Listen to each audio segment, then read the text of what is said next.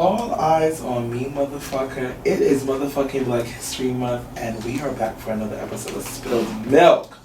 I am Demetria, mother of kittens, mother Petty, mother of the motherfucking Bernadettes, mother CEO of the 01100s, Miss Helen Keller.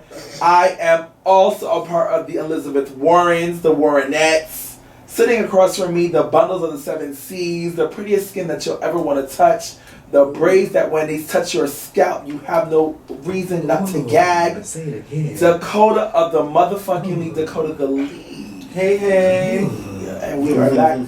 I have the whole motherfucking team with me. We also have our in-house DJ, Papa K. We're killing those. I gotta learn sound effects. DJ. Our resident mystical girl, our manager to the stars, Brandon. Hey. It's Black History Month, so today's episode is going to be based on Black History Month. I am happy that it's February. For me personally, because January was long. It's January about 6 months. Damn, 7. No shade. I also feel like February is not long enough to represent us, but We need another month. yeah, I need February plus March. Okay. March to March 15th. I just feel like because the leap year is maybe getting me. For me, am I happy that Black History Month is here? Yeah. Am I happy that Black History Month ends in about a couple of days? It's a key and cackle. Today we're going to be talking about Black history. We're going to talk about the people that have influenced us. I'm going to shout out a couple of black, straight, and queer people that have revolutionized Black history. I'm going to ask questions of what Black history means to us. Before I do all that, Dakota the Lead and Spilled Milk Team, I have guessed that lyric. Okay. Bitches thought I only had one song. I have multiple. I'm ready. This one is a little lengthy, so let me finish it. If You you don't don't, even be singing it right, so how do we know when? Because you right, just say because I the have to give you words. poetry slam. Right. If you have it, just wait till I'm finished. Are you ready? My guest house alone cost like 3 tickets, and the road truck paint job real wicked. Used to dumb myself down for these chickens. Now the dumb tour guys smile when it be crickets. Boom. Turn every head when I walk in the room. Pretty in real life, hit the pics with the zoom. What song is that? That's nice to meet you. It's down with these chickens. My That's bitch. Nikki's verse. Shout out to Miss Megan. She knew Megan the feature for featuring that her. bop. That bop has been added into my Walk in the Transition playlist. Right, that means I know you like it. Fucking slaps. I used to, but all right, pay it. She's white. Not all. Love you, Megan, but not you right now. On Black History you. Month. No, Black History Month. Not you. I have a question for y'all. What does Black history mean to y'all? Anybody can chime in. Oh, I'll actually go first. Wow, I have a list now. That's your problem now. That's my problem. That's your problem. I have a list now. Wow. Anyways, Black history means to me, although it's a short month, it is a time period where we get to showcase the people that from old days and new have stepped up and shown themselves to be like, I am Black, I am proud, and I can matter in a world that is dominated by predominantly not our color. For me, let me keep saying for me, because girls like to jump in my mentions. But for me, these are people that have revolutionized the way we think, we speak, we act, we buy things, we touch things, we use things. Like, I matter. This world, as I've come into age, the girls don't want us to see us shine. The girls don't want to see us eat. And when we do eat, they gag. I'm like, damn, bitch, why did I not think of this before you did it? So it gives, and they go, okay, we'll just showcase you for this little. And I feel like Black History Month should be Black History Year. I feel like every month we should showcase 10 to 12 people that have revolutionized America. Right. I mean, well, if you live your life like that, which some people do, and most Black people do, is we don't. I don't necessarily think that Black History Month is for us anymore. Even though the history of Black History Month is, I know it, but it's pretty interesting just how it came about. You know, people think that like white people put Black History Month in February on purpose, and that was not the case. Right. Of actually how that came about, but if you live your life by that, and most Black people do, you celebrate Blackness every day.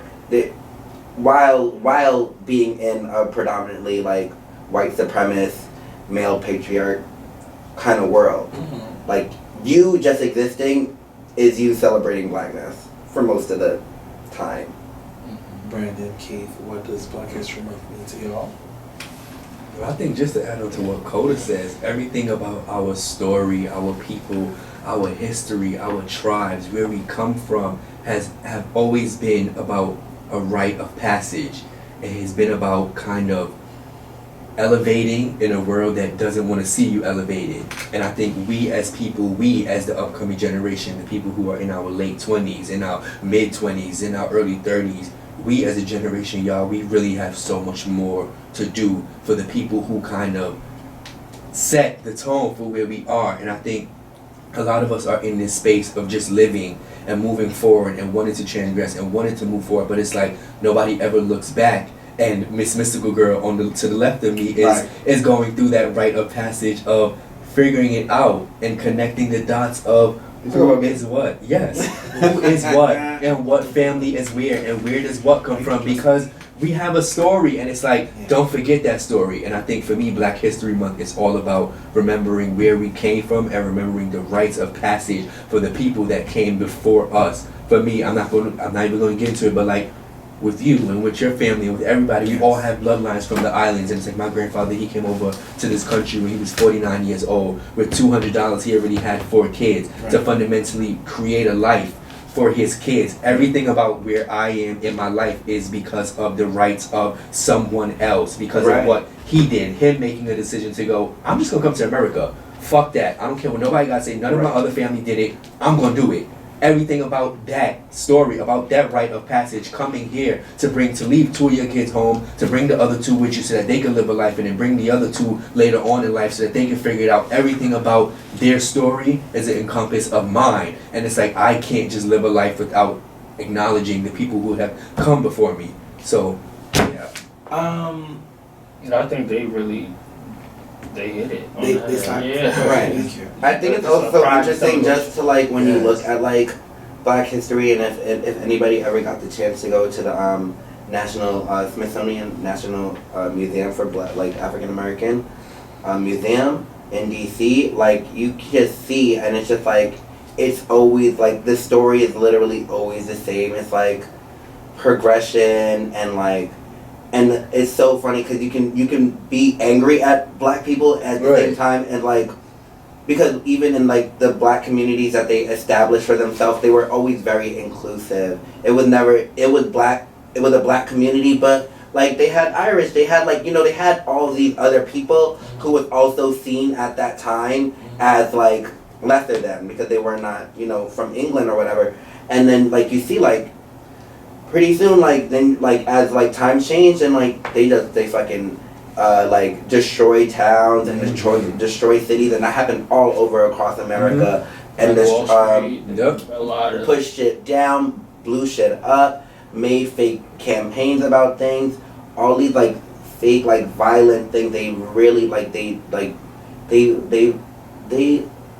found a way to like literally take a group of people and hold them into like a like suppression, and like the fact that we still overcome, and it's like every time we overcome we always get pushed back down, like overcome, push back down, and like I think that's just like one of the beautiful things about being Black.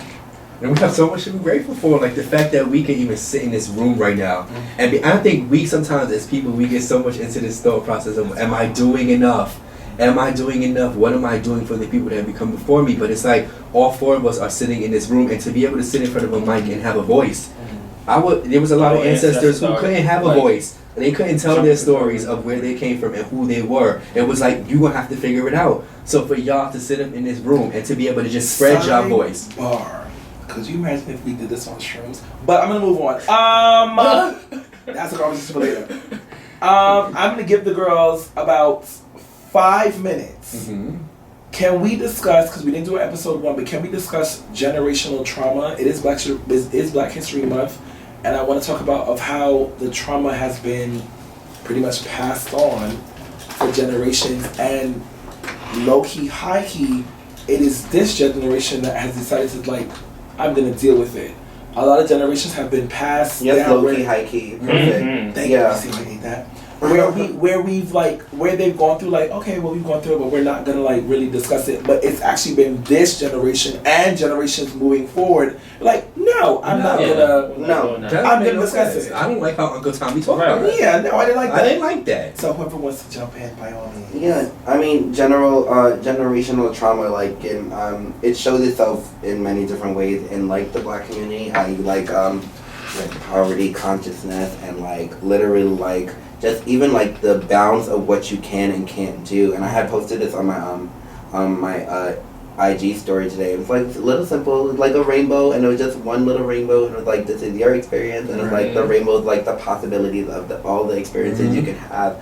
And, like, when you have generational trauma, like, even small things, like, you wouldn't even realize is tied to it. Like, I lived in the hood all my life. Like, I lived in the projects, like, and I'm pretty, like, if I grew up here, I'm probably gonna stay here. And, like, that's a form of, like, trauma. Like, that's all you know. And it doesn't have to be, like, I'm going to rob shit. It just has to be, like, that's where I'm at. This is my community. These are the people that I grew up with. This is even what I see. Something so simple as, like, I was talking to my mom or something. She was like, yeah, I would love to go to Paris. And I was like, well, why don't you go? Just go. Like, it's just, like, one of those things, like, because, like, it's always been a thing, like, you can't do this, and, like, you're talking about, like, in times, yeah, there was sometimes, maybe not my parents, and maybe not my grandparents, but my great-grandparents, there was a time where you could not do anything. Right. You literally just got free, and you're probably just making it by, literally, you just got a job, and you made it by to support your family, but, like, you have to realize, like, no, we don't live by the same rules now, and, like, I can, and that's when you can break the curse. You can, and like, all it takes is you. Yeah, you being the one to go, I'm going to break the generational trauma. You're going to break the cycle. I don't want to do this. I don't want to do this. And I'm gagging because I feel like each one of us has done that in our, like, not that our family has had, but we've just, like, I'm not just gonna be that. I don't want to keep. And you doing that helps them also because they start to gag. Something like, in their brain starts to awaken as well. I should have done this when I was your age. And now they become more open it to could the be new like world. I was trying to, but now you are in a position and you're living in a time where you're so strong and you're so confident in yourself that you're being.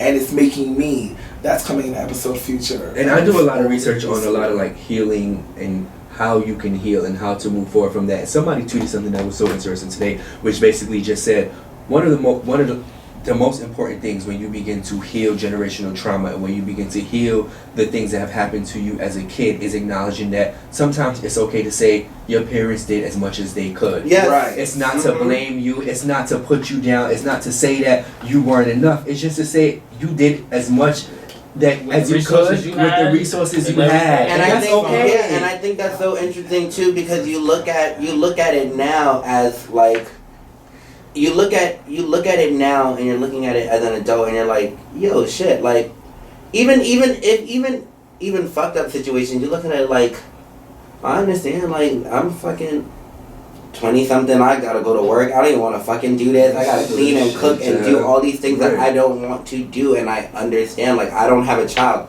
right now, so I understand the amount of stress, adding another amount to feed to do that, like, adding all these other complications, like, that the world is going through, because, you know, the world's always going through some shit, but, like, you look at it now and you're like, yeah, I understand. Yeah. And that, it just could be that. It could be as simple as I understand. It never have to be blame. It's like my family. Like, I grew up with a family who, my grandfather, I probably have never heard him say the words, I love you. But it's like, And I tell my mother that all the time. You can't necessarily blame him for his lack of emotion, because he says to me all the time, my father was a harsh man. Like, he was not easy. He wasn't somebody who was easy to get along with. And I tell my mother that all the time. You can't blame him. You have to accept that he still has to take, accountability for whatever way, whatever lack of emotion he gave to you guys. But we have to understand that was all he was provided with. We have to acknowledge that that's all he knew. He didn't know necessarily how to say I love you, but he showed it by saying, you know what, I'll help you with $5,000 to get a house. I'll help you with resources. I'll help you be able to get into school. But I was just saying, like, that understanding is just for the sake of your own sanity. So right. You're not driving yourself You're crazy. not driving yourself crazy. And then, like, what you were saying, you figure people out and learn their ways of their love language and how they want to tell you that, and how they show their appreciation for you. Yeah. And that's part of, like, healing their generational trauma. Yeah. For real. Yeah. And sometimes there's a lyric in a song, I don't remember what it is, but sometimes it just forgiving people even though they didn't say sorry. Yes. I don't remember the exact lyric. It's a beautiful lyric. You gotta forgive for yourself. But yeah, it's forgiving people even if they didn't say sorry, and that's fine too. Like, I'm forgiving because I need to do this for myself to move on. Okay. So I know we promote the Rosa Parks and the Martin Luther Jr. Kings, King Jr.'s, wow, and the Malcolm X and the Stonewalls and the IE 123 XYZs. But I have a list of black people throughout the years that have made a mark in America's history, being inventors or revolutionary people. I'm going to just list a few. We're going to start with, in 1945, Charles Drew did the blood plasma bag. Yeah, Charles Drew, he's the first African-American doctor. Yes, ate that. 1898, Lydia O. Newman hairbrush, which is in your scalp. And I have a whole list right here. Maybe I have a list too. Maybe. Is it this list? No, I got a different list. Hold on. 1897, John H. Smith, lawn sprinkler. You girls wanted your grass wet? He ate that. Hey. 1893, Washington A. Martin, the lock. Another one, 1891, Paul L. Dowling, mailbox. Yeah. Simple one, 1893, Thomas W. Stewart, the mop. I know y'all love George Washington Carver. Dustpan, egg beater. Ate that. Lamppost. I got one right now because the girls in Harlem love her. 1960, Frederick M. Jones, thermostat control. Thermostat control. AC unit. AC fucking unit. Hold on, there's more. You have 1819, Joseph H. Dixon, record player. You have the My Girls. 1864, John W. Reed, rolling pin. You have the girls that when they cheat on their man, they want to run out the window. 1878, Joseph H. Winters fire escape ladder. Typewriter, tricycle, stove. Hold on, you have the girls that when you want to be Mimi, you have 1892. Not Mimi, not for the show. 1892, Samuel L. Scortorton, curtain rod.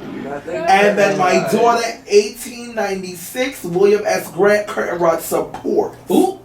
He said, I got you on that one. My natural girl. I got you, girl. 1898, Charles O. Bassett, shampoo headrest. Not the shampoo headrest. My girls that want to go to Pride and share a bed. 1895, Leonard C. Bailey, folding bed. My girls that don't want to be natural, you want to give white girl tea. The straightening comb. 1905, Madam C.J. Walker straightening motherfucking comb. I had made more, everything. but those are the girls that slapped. We made everything. Coda, it is your moment for Coda facts. Okay, so just if people don't know the history, in 1926, Carter G. Woodson pioneered the celebration Negro History Week, designated for the second week in February to coincide with the birthdays of Abraham Lincoln and Frederick Douglass.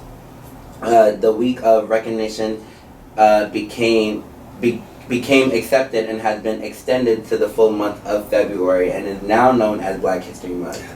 it's like always a thing that black people, like the white people put it there, but like no, you know the history. Carter G. Woodson, he used to go to Howard University.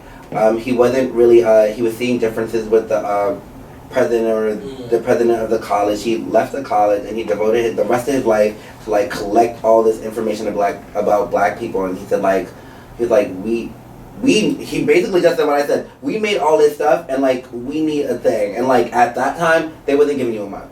They was giving you a week. So he asked for a week and he got the week and he got it in between Abraham Lincoln, who passed, the 13th Amendment, and Frederick Douglass, who was a famous black abolitionist. And then that's why we extended it to February. So like, please don't go, like, I know we understand, like, February is a short month, but I hate when, like, people are not educated on something and it's just like, yeah, white people did that. And no, bitch, a black person did that, and it was for a reason, and, like, sometimes education is key. That's why I tell my kids. Education is key. But I have one to shout out. This one is for the girls, but I had to find it. I like don't have it. Oh, it's right here. Fucking this person is so important to like the gay community, and I had wrote it down. Shout out to Marlon Riggs. That's my He's a filmmaker. Shout out to all my Stonewall girls, Marsha P. My Marsha P. Story. There's a bunch. Miss Major. Is Miss Major the one I'm looking for? No, it's not Miss Major, but she's another one. I'll find it. We can keep going. Shout out to the mystical girls, the root workers, the shamans, the people who work to uplift our communities, our people, on the people. YouTube, you saw what I just did, the because outcasts. I have a moment for that, but we're gonna have an episode on spirituality, and it's gonna be a key. The outcasts of the community, the people who have been shifted off to the side. Shout out to y'all. Shout out to the people who come from the divine bloodlines, the people who have done the work to uplift the communities, to protect the communities around us, who were put on this planet to protect it from the. Anyway. Yes, Paris Dupree. Shout out to Paris Dupree, mother of the ball, 1950 to 2011. Yes. House of Dupree. Yes. Supreme Mother. She was right there along with Angie Extravaganza and Pepper LaBeija. She was over there, but the only why she is so known is because the House of Dupree's first ball was in 1981, and it is credited for pioneering what is now known as the categories. So there would be no categories if it wasn't for Miss Dupree, including Butch Queen. Legendary Butch Queen, the coined word, Butch Queen. That is Miss Dupree. So shout out to her. Yes. Thank you for all of them. Yes, shout out to all my fucking bitches. Yes. Stonewall, Balls. All of y'all, the ones that was living in the shadows because you couldn't be out in public. We see y'all. We here now, and I'm not gonna forget y'all, and we let y'all know. Y'all live loud, and we gonna live even louder. You live loud, and now I'm about to shout. Okay. And speaking of that shouting, I have a question for us here. What is one thing in your lifetime that you would want to contribute to Black History Month? Being. I just want to. You know how you ate that?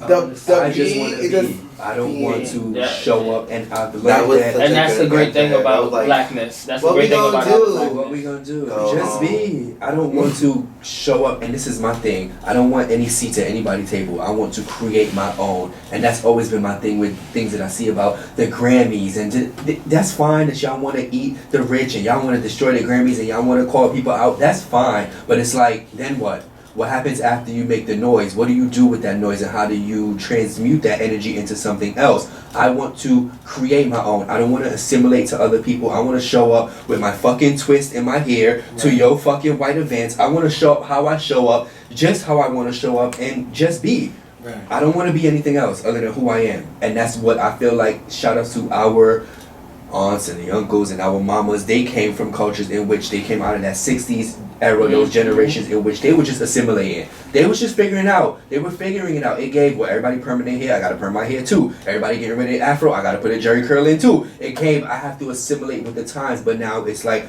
I feel blessed to live in a generation amongst people who are just saying, bitch, fuck that. I just want to be. I want to show up how the fuck I want to show up, who I am, and just live our cultures and live it loud. And I feel this kind of roaring epidemic, kind of, I guess you could say, like how it was in the 70s, where people just want, black people just wanting to be, and we're not going to, just like the people who have come before us, we're not going to take the shit of what y'all, we're not going to assimilate and conform to y'all shit anymore. It's just, I'm not doing that. So when I talked to my grandfather, he's like, you going to work with your hair like that? You going to do it? Yeah. I show up with it just like that. Yes. I'm not taking the twist out. Yes. Oh, you should have twist is in. You should have a fade. No, bitch, I'm going with this hair how it is. Twist is in, and I'm gonna make you uncomfortable, just like y'all been making us uncomfortable for years. I'm gonna show up in your spaces, and I'm making you all uncomfortable. So why can't I go in my fucking hair? Jerry, Ben, Dick, Arnold. I'm making everybody uncomfortable. Me. Yeah, I'm showing up in y'all spaces, making y'all uncomfortable the same way we have had to assimilate and be comfortable and try to be for y'all. I don't want to be for nobody.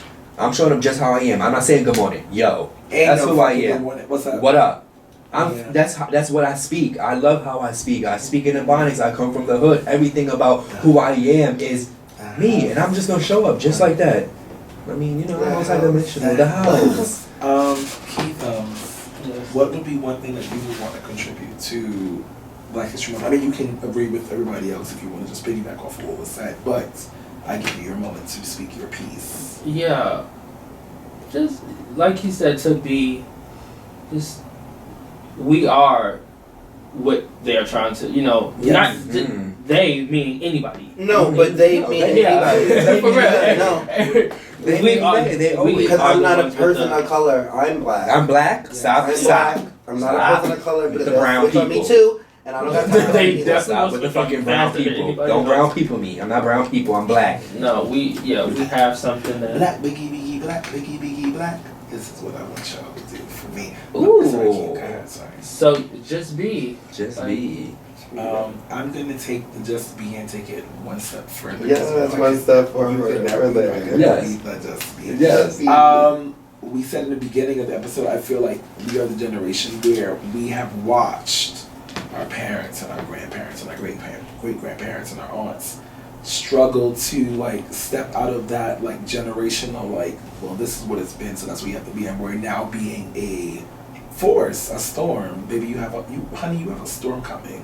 I would want to be the pioneers and the waymakers for future generations to be like, well, child, their grandparents wasn't doing, but that bitch, y'all did it. She ate that, and now I'll never let nobody tell me anything different. And not that y'all didn't want to do it, just had to. Right, because we're working off of and the resources y'all had. That's what you said. The resource I know y'all wanted to be more, but y'all were only limited to what was presented to you.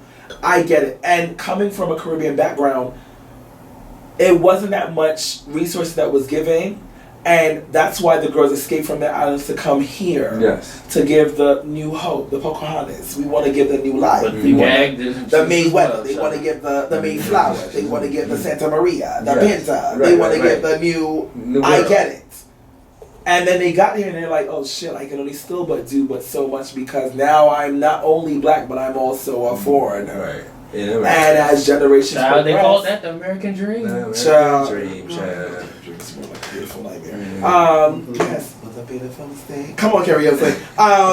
And now, as generations pass, the girls are like, I'm gonna do my children are gonna do this, and it went. My next children are gonna do this. Okay, my children are gonna do this, and now I feel like we've gone down the generations where now we are the children that they spoke of when they first got here. They're like, I came here because I want to set up that my children are gonna do this, and it just gave not 2000. But now 2020, the girls are 2017, 2020, the girls are giving, no, we are. I don't give a flying fuck what you thought I could do. Yes, my girl can do HR. Yes, my girl can be a teacher. Mm-hmm. She don't gotta be a teacher assistant. My girl can be a teacher. Mm-hmm. Yes, my bitch can run a record company. She don't have to be a, let me just type in. I'm coming in. All your white spaces. Yes, my girl can do an interior designer. My bitch can be the teacher. She don't gotta help me set up. She can do that. Mm-hmm. And I feel like we are the generation that proves that what they thought of in 1900 is what they dreamt of now.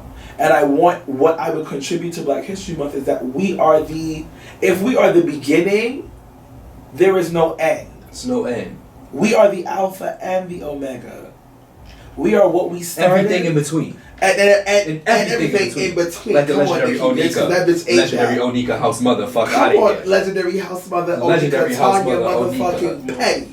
Not Mirage. Not Mirage. Petty. She will always be Mirage in my heart. Right. Always be Mirage. I'm the alpha and the mega. Everything in between. Young Money. But that's what I want us to be. We are the alpha and the mega.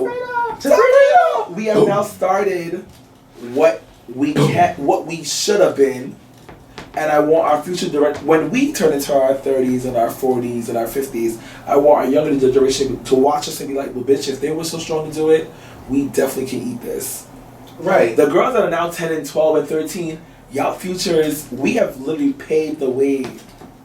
I feel like Onika. We have now paved the way to y'all to really eat. We fought to eat. I mean, we didn't really have to fight so much, but we really did fight to eat for these things that we're giving. It's literally gonna be handed to y'all. Like, they're gonna expect y'all to just take it. Yeah.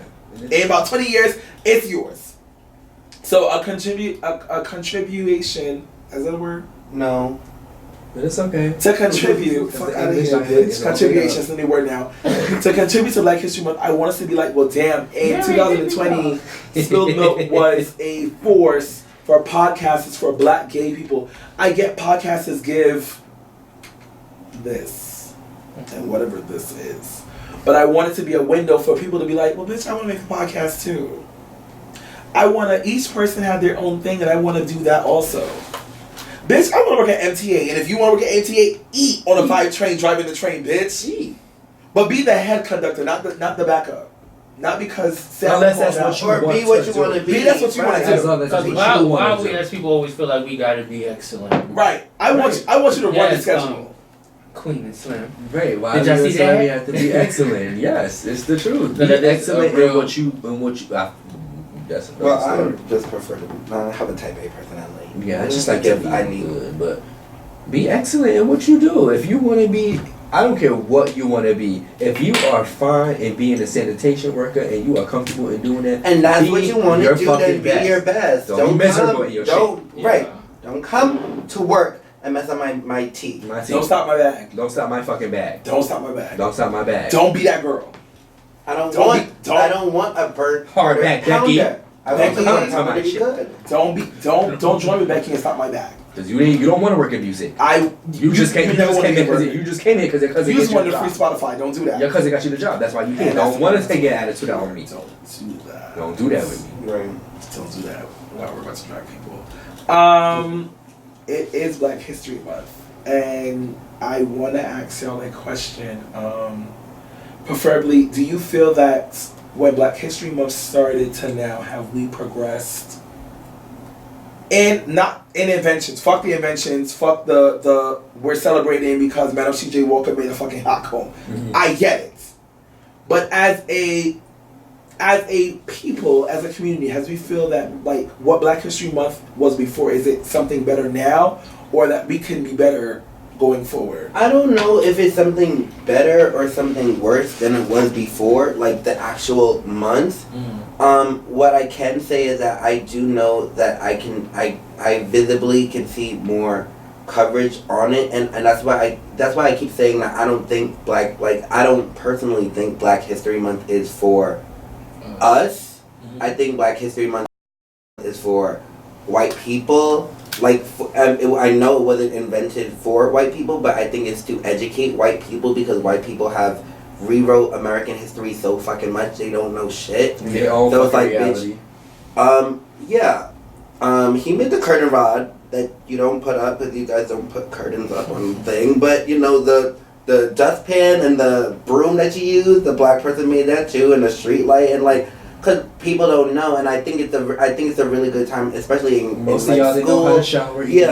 I think like in school, for like kids, it's very good to learn not only for white kids who don't know shit. Who don't know like Black history, but for Black kids who don't know about themselves. Got it. Right, because like in schools across America, there's not that many Black teachers. So like the aid of Black History Month, hopefully in your school district or whatever, is promoting like at least a daily person or some shit. Like today is the, you know, maybe you don't get a lesson.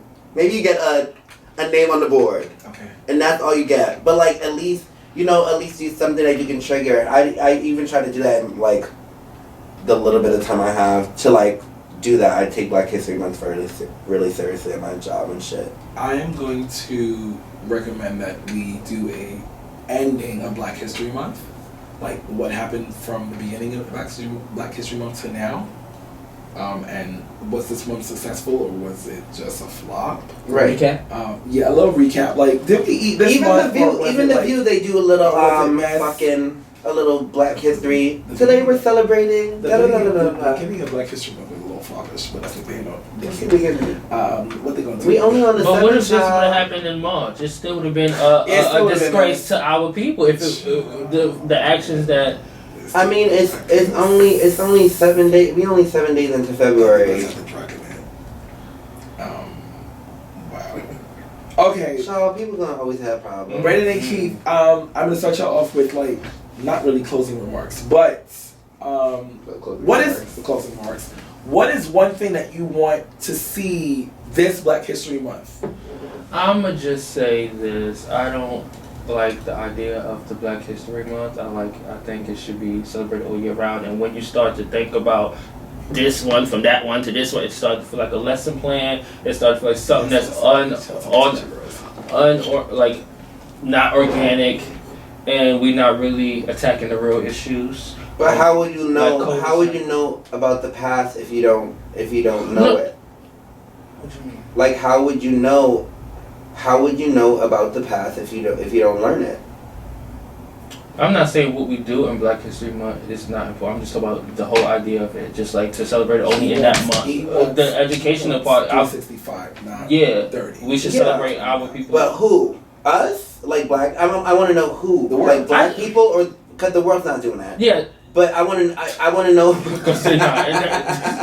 They don't even want. They don't even celebrate the month. They hardly do right. much for this. They have the month.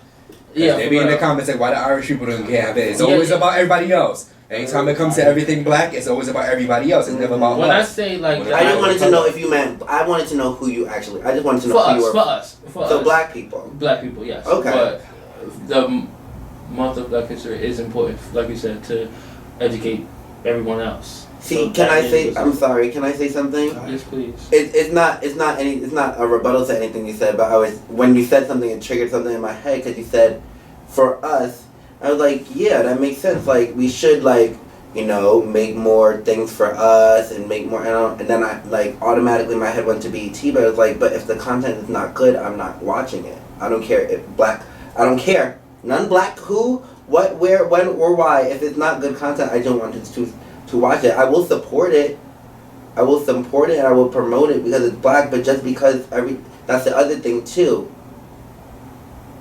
That's another episode though. Mystical Girl, you have 2 minutes. What was the question? Sorry. What was the question? Closing remarks. Closing remarks. What do you want to see in this Black History Month? I just want to see, I think everybody talks about unification and how unified we are and Black this and Black that, but like, there really is a separation. Like, we love to separate. Yes. No matter what it is, we just love to separate people. Gay, straight, I'm Guyanese, you're this, you're Panamanian, you're X, Y, and Z. So if we want to talk about unification, I think we really need to start looking at our oppressors and looking at the people who have oppressed us and wondering how could they have oppressed a civilization for over 400 years? Maybe it's and that really we need shake to, that whole and oppression. really shake that the whole shit. Yeah. How do you get Some of us got it still on us. You deploy the minds of people. Mm-hmm. You make them forget where they come from. You make them forget who they are. You disconnect them from the civilization that they have come from.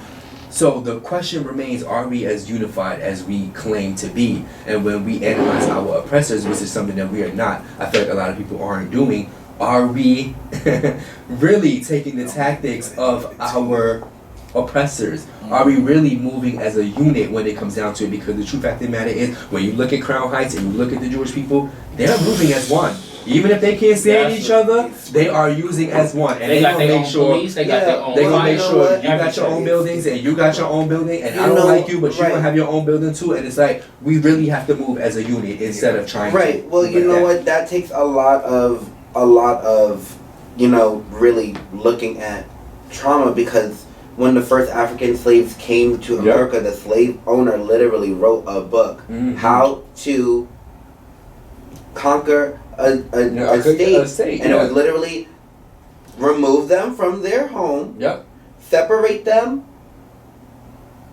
make them assimilate, and let them lose their culture. And it's like all that stuff you have to tie back. And that's the thing, like, people want to unify and people want to say thing, but people want to be like, well, I'm Hispanic, well, I'm Afro-Latina, like, I'm Guyanese, I'm this. And it's like, yeah, but like, if we do look back, I mean, we all came from that one place, so you gotta figure out, we just gotta figure that one place, and some people don't want to do that work, and that's okay, but that's why there are people out here doing the work. There's people like historians and people like doing that shit. So I think for more of that, I want to see, like, for Black History Month, I guess my closing remarks would just be, I would like to see, like, more, like, I don't know, I don't even know what I would want to see, but I know kids make me happy, so I guess I want to see kids do shit. Yes. Yeah. I don't know. It's really That's a little viral video. Like, some kids do something. They always put a big smile on my face. Well, the kids like little dance. My closing remark is gonna be real basic, but I love being black. Yes, it's kid. I love being black. Black cat. And it's giving real Salem your favorite familiar. And I just want the girls to eat this Black History Month. And not only just this month, don't let this month be the reason that y'all need to showcase. Like, let's eat March, April, May, June, April, July, August, September, April, September, October, November, April. Do the fucking work. My word. Wow. But just eat. Like, don't let February be the reason like you want to be that girl. Eat every month. Like, I want in the future that Black History Month is a Black History year. Like, we celebrate Black History every day. If the girls can celebrate the girls in Kentucky, the girls can celebrate the girls in Alabama, the girls can celebrate the girls in the red states, fuck that. I love Black History Month. It eats. I love how we have our little, showcase and stuff. But let's eat every day, every month, every year. Let it give a 365, 24/7, 28/7, 28/8, 28/9. 1, 2, 4, 5, 6. Bitch. But yes, I love you guys dearly, and we will hear you later. Black women, I love you. Love you. Wow, trans lives Black matter. women, we fucking love you. Trans lives matter. Hashtag Black Lives Matter. Hashtag fucking. Yeah, all that. My black is beautiful. Save our girls. Hashtag find our girls. Hashtag Black girls are missing. Hashtag they're killing Black women. Yes, hashtag stop killing trans women. Shout out to the femme girls. We love femme girls, we love you. Femme queen. Okay, I will hear you later. Bye. Bye.